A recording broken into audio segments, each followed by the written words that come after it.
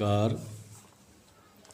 आज हम बात करेंगे कि क्या कोई देवी देवता हमें सहाय कर सकता है।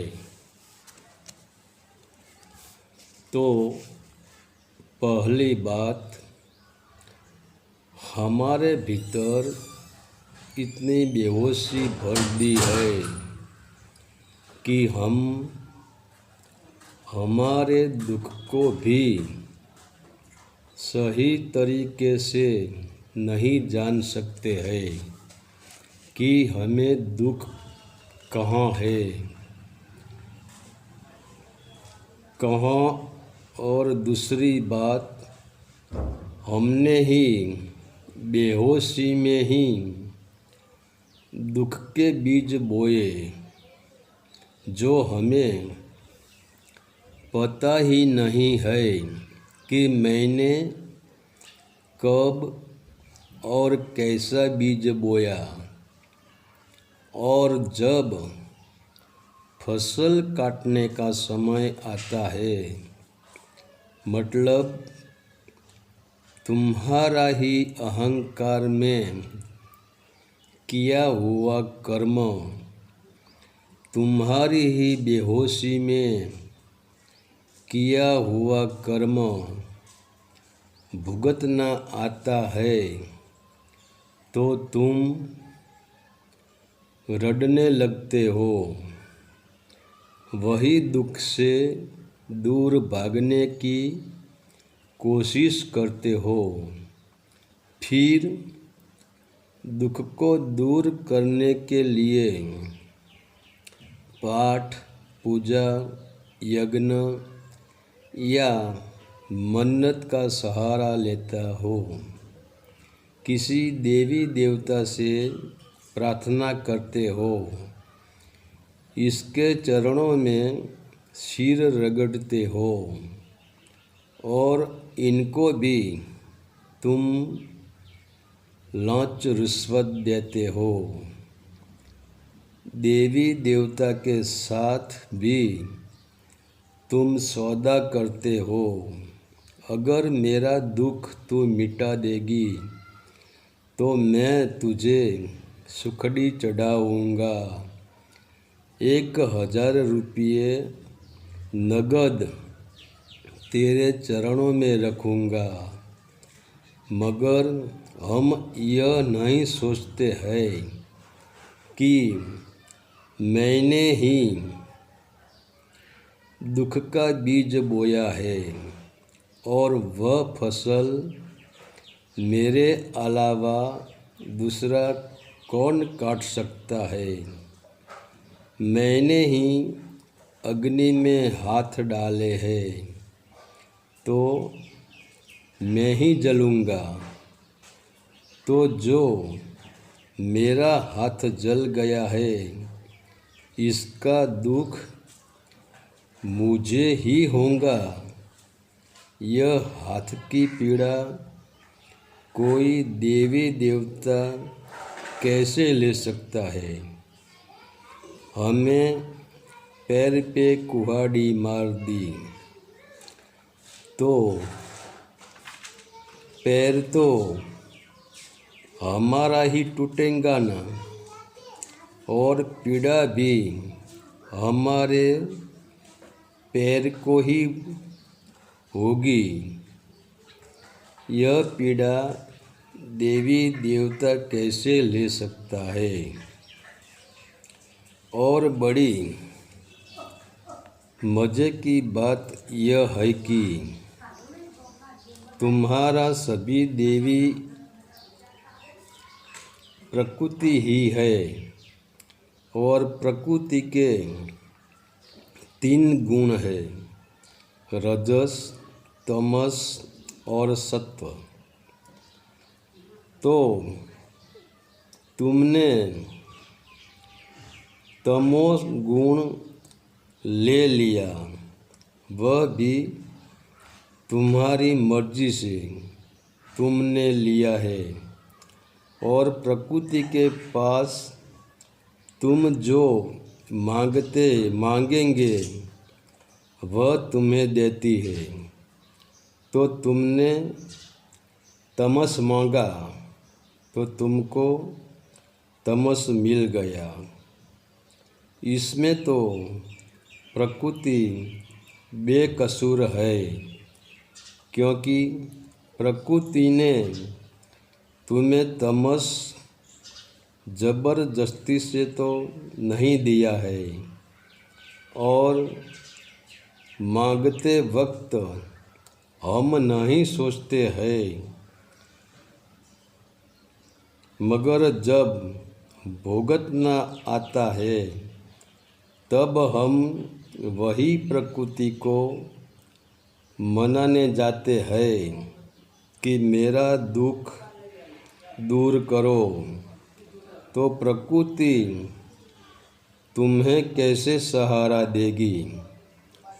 प्रकृति तो कहेंगी, अरे भाई, यह दुख तो तूने ही मांगा था, यह तमोगुण तो तूने ही लिया है, हमने तो दिया ही नहीं है।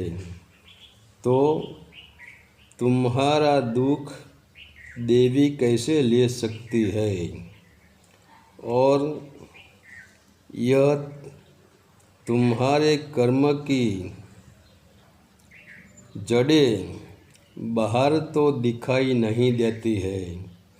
अगर जो बाहर दिखाई देती तो हम किसी के पास जाकर यह जड़ों को कटवा सकते हैं। कोई अच्छे डॉक्टर के पास जाकर ऑपरेशन भी करवा लेते हैं, मगर तुम्हें जो बेहोशी में जहरीले बीज बोए हैं, जो दुख देने वाले हैं, वह भी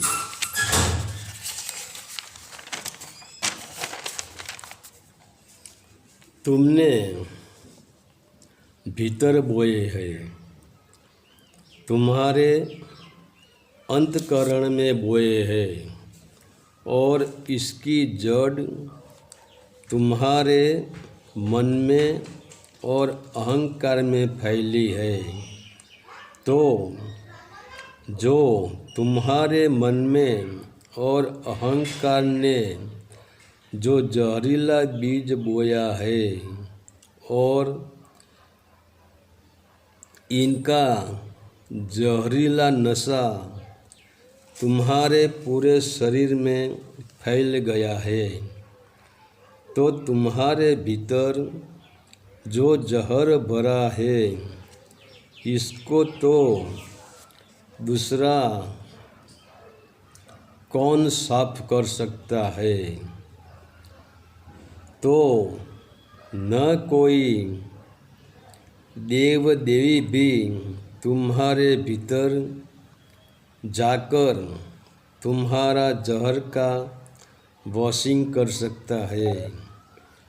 तो वही वॉशिंग तुम ही कर सकते हो, जो तुम्हारे भीतर नकारात्मक ऊर्जा का जहर है। इसे तुम सकारात्मक ऊर्जा से वॉशिंग करना शुरू कर देंगे तो एक दिन ऐसा आएगा कि तुम्हारे भीतर भरा तमस का जहर पूरा खत्म हो जाएगा और सत्वगुण का मीठा रस भर जाएगा। फिर तुम्हारे सारे दुख भी मिट जाएंगे, क्योंकि तुम्हारा अंतःकरण में जो जहर था, इसका वॉशिंग हो गया है और अब अंतःकरण शुद्ध हो गया है। अब जहर नहीं मीठा रस भरा है और वही मीठा रस आपको आनंद दे सकता है। इसमें होता क्या है? पहले तुमने प्रकृति से तमोगुण लिया था,